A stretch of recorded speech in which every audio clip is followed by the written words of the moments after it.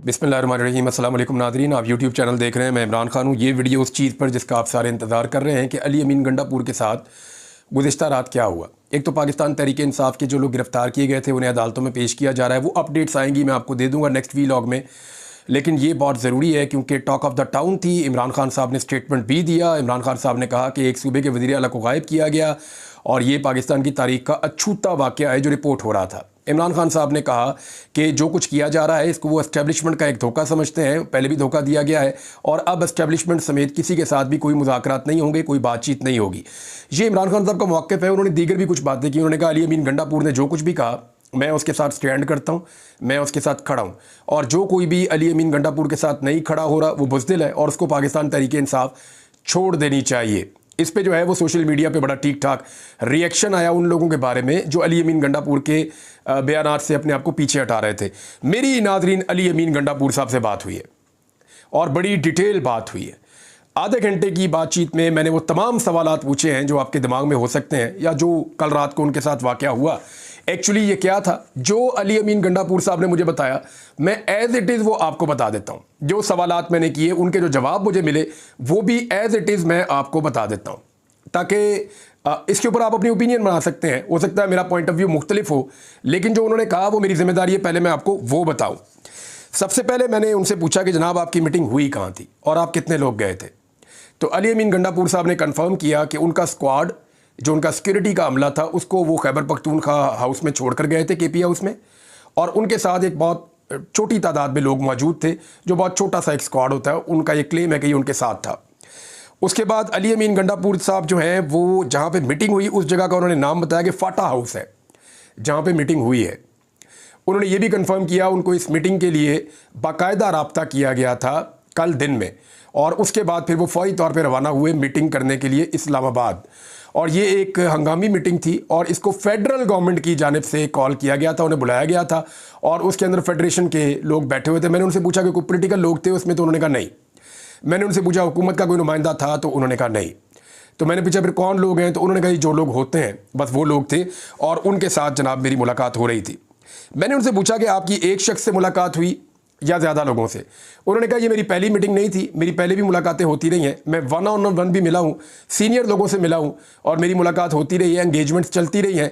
लेकिन अभी जो ये मेरी मुलाकात हुई है ये एक मुलाकात लॉ एंड ऑर्डर पे थी जिसके लिए स्पेशली मुझे बुलाया गया था। जो मेन मुलाकात थी वो लॉ एंड ऑर्डर पे थी, उसके लिए बुलाया गया था। वो मुलाकात ख़त्म हो गई थी और उसके बाद सिचुएशन बदलती गई। पार्लियामेंट हाउस में गिरफ्तारियाँ हुई और फिर दीगर मुलाकातें मेरी शुरू हो गई। उन्होंने कहा जी मेरी काफ़ी ज़्यादा मुलाकातें हुई हैं और कोई एक शख्स से मुलाकात नहीं हुई, मल्टीपल लोग आए मुझे मिलने के लिए। और मैंने उनसे पूछा कि आपकी जानिब से और कौन था, तो अली अमीन गंडापुर साहब ने कहा जी मैं अकेला था। मैंने कहा दूसरी जानिब से, उन्होंने कहा जी बहुत सारे लोग थे, अलग अलग वक्त पर आके उन्होंने मेरे साथ मुलाकात की। मैंने उनसे पूछा जी बातचीत क्या हुई। उन्होंने कहा जी कोई ऐसी चीज़ नहीं है जिस पर बातचीत ना हुई हो।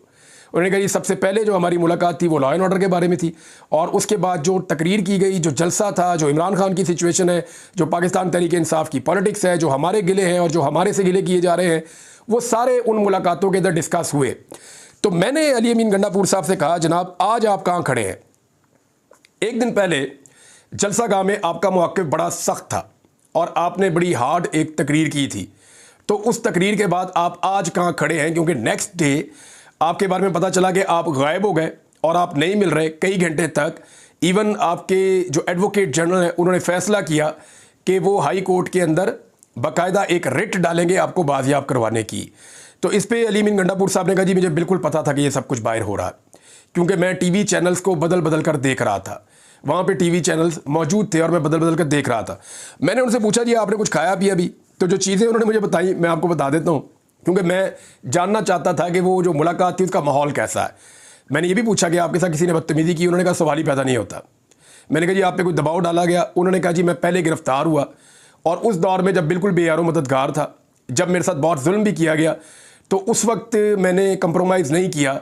तो अब बतौर वज़ीर आला खैबर पख्तूनख्वा जब मुझे एक आइनी कवर हासिल है तो उस वक्त मेरा कोई कुछ बिगाड़ भी नहीं सकता। तो मैं इस वक्त तो नहीं मुमकिन कि मैं अपने मौक़िफ़ से हट जाऊँ। तो जब मैंने दोबारा पूछा मैंने कहा जी आपका मौक़िफ़ क्या है।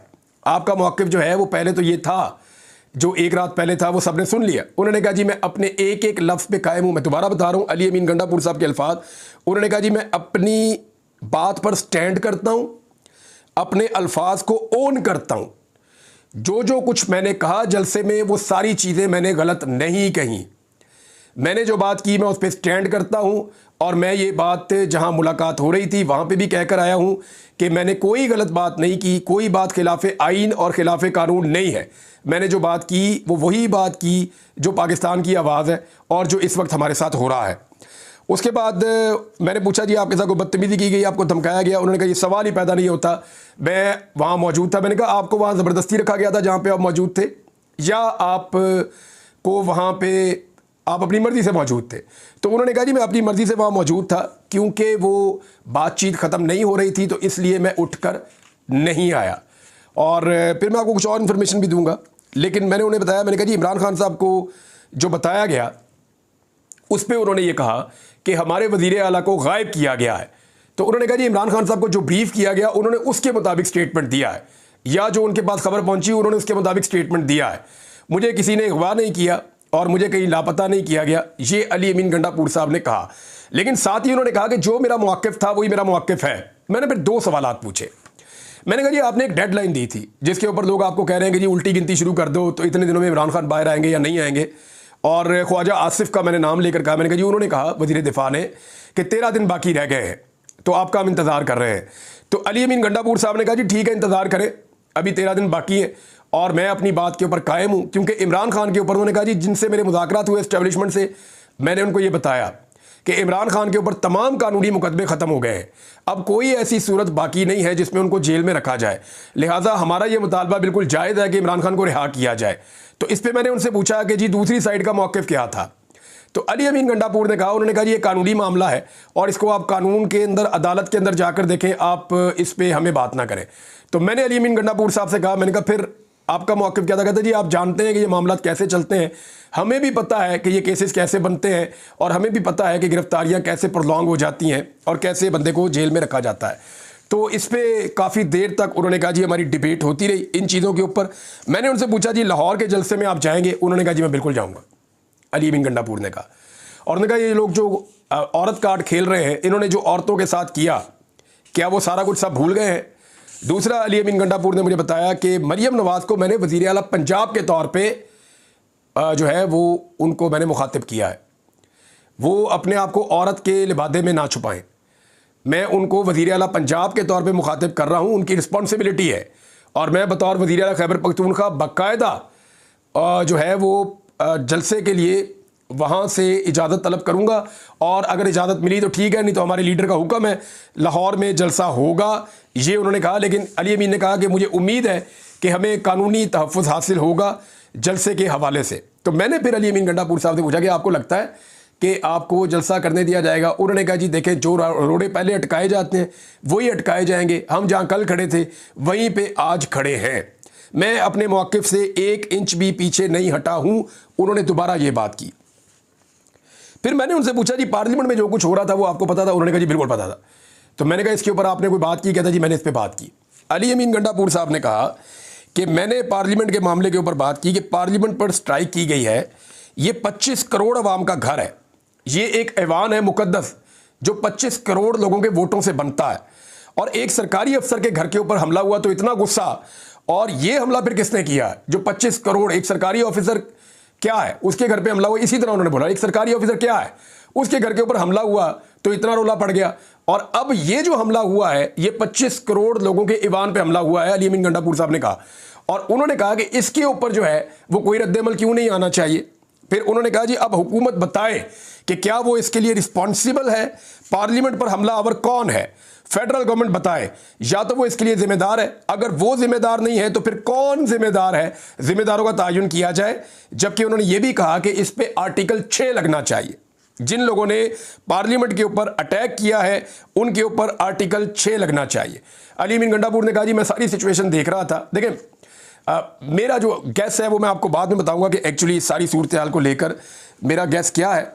लेकिन मैंने उनसे कहा, मैंने कहा जी आपके कारकुन जो है वो ये चाहते हैं कि आप सारी सिचुएशन बताएं, और वो इस नतीजे पर पहुंचे हैं कि आपको जबरन बिठाए रखा गया। तो इस पर उन्होंने कहा जी कि मैं कारकुनों के बारे में या उनको कैसे मनाऊं या कैसे उनको बात बताऊं, मेरे साथ किसी किस्म की बदतमीजी नहीं की गई, ये मैं गारंटी देता हूं। और मैं किसी किस्म का दबाव भी नहीं लूँगा, ये भी मैं गारंटी देता हूँ। लेकिन मैं सूरत को ख़राब नहीं करना चाहता। अब इसको ज़रा आप समझें, जो मुझे समझ आई है, अली अमीन गंडापुर साहब ने, कुछ लोग इन पर तनकीद भी कर रहे थे कि इमरान खान के लिए मुश्किलात पैदा कर दी उन्होंने तकरीर करके, और कुछ लोग कह रहे थे जी बहुत अच्छा किया, ये ऐसे ही करेंगे तो इमरान खान बाहर निकलेगा। दो तरह के मौक़िफ़ है ना। अब अली अमीन गंडापुर ने, क्योंकि एक सूबे के अंदर उनकी हुकूमत भी है और दूसरा वो एंगेजमेंट में भी थे एस्टेब्लिशमेंट के साथ, तो वो क्या इस लड़ाई में खुलकर उतरेंगे या वो इसको बैकफुट पर थोड़ा सा जाएंगे और फिर मौका देखेंगे, फिर कुछ करेंगे? ये स्ट्रेटजी उन्होंने बनानी है। और वो कैसे बनानी है, इस पे उन्होंने कहा जी कि इमरान खान साहब तक हम सारी बात पहुंचाएंगे, जो इमरान खान साहब का मौक़िफ़ होगा उसके मुताबिक हम आगे चलेंगे। एक सवाल मैंने उनसे और किया, मैंने कहा जी इमरान खान साहब ने कह दिया कि मैंने 6 बंदों को कहा था कि वो एस्टेब्लिशमेंट के साथ मुज़ाकरात करें, हमारे साथ धोखा हो गया है। और अली अमीन गंडापुर साहब, आप उन लोगों में से, आपकी बुनियादी हैसियत है जो एस्टेब्लिशमेंट के साथ मुज़ाकरात कर रहे थे, तो क्या इमरान खान के कहने के बाद आप एस्टेब्लिशमेंट से मुज़ाकरात करेंगे? उन्होंने कहा जी बतौर वज़ीर आला Khyber Pakhtunkhwa law and order के मसाइल पे अगर मेरी मुलाकात होती है या कोई ऑफिशियल मीटिंग होती है वो मैं करूँगा, लेकिन सियासत पे अब मैं बात नहीं करूँगा क्योंकि मेरे लीडर का हुक्म है। उन्होंने कहा जी किसी सियासत के ऊपर या किसी किस्म के सियासी मुज़ाकरात एस्टेब्लिशमेंट के साथ मैं अब तब तक नहीं करूँगा जब तक कि इमरान खान साहब उसकी इजाज़त नहीं देंगे।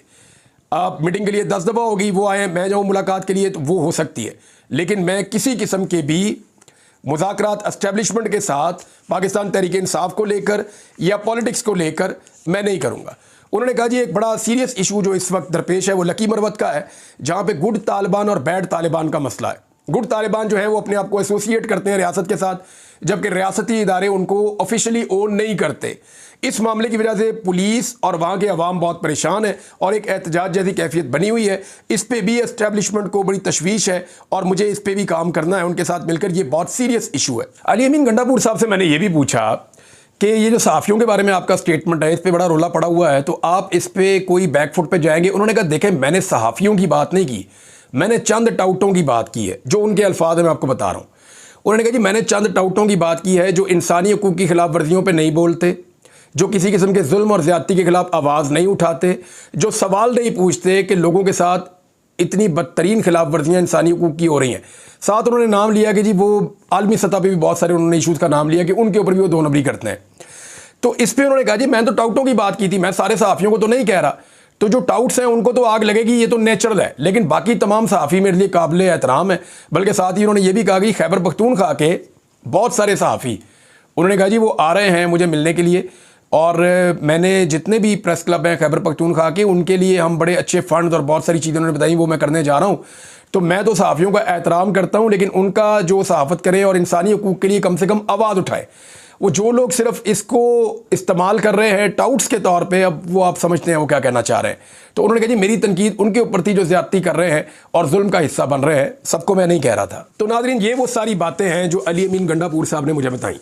अब इसमें 1-2 चीज़ें मैं आपको बताता हूँ कि अली अमीन गंडापुर साहब को जो कॉल आई थी उसके बाद वो पहुँचे इस्लामाबाद। जब वो पहुँचे तो उन्होंने अपने स्क्वाड को छोड़ दिया और चंद लोगों के साथ बाहर आ गए। वहाँ एक गाड़ी उनका इंतज़ार कर रही थी, वो गाड़ी उनको स्क्वाड करके साथ ले गई। उसके बाद अली अमीन गंडापुर साहब से कोई किसी का रब्ता नहीं हुआ। फिर फैसल जो उनके भाई हैं वो खैबर पख्तूनख्वा हाउस में मौजूद थे और खैबर पख्तूनख्वा हाउस को अंदर से ताले लगा दिए गए थे ताकि उनकी गिरफ्तारी ना हो सके। उसके बाद अचानक फैसल अमीन गंडापुर को रात गए टेलीफोन कॉल आई और वो अली अमीन गंडापुर का स्क्वाड लेकर बहुत तेज़ी से भागे और वहाँ से निकले और कश्मीर हाईवे पे उन्होंने अली अमीन गंडापुर साहब की गाड़ी को ज्वाइन किया और फिर ये खैबर पख्तूनख्वा पहुँच गए।